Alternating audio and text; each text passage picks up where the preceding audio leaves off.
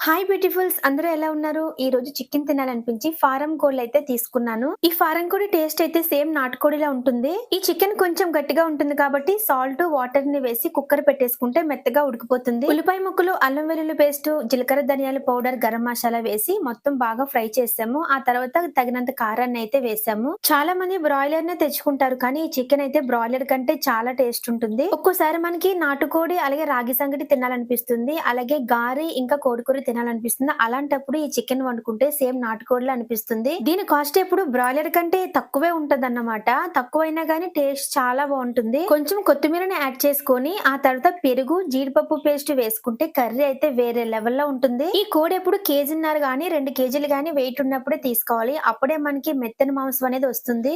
కేజీన్నర కన్నా తక్కువ తీసుకుంటే దుమ్ము ఎక్కువ వస్తుంది. మాంసం అంతగా రాదు. కర్రీ అయితే సూపర్ గా ఉంది. మీకు నచ్చితే లైక్ చేయండి. అలాగే నా ఛానల్ సబ్స్క్రైబ్ చేయడం మర్చిపోకండి. Bye friends.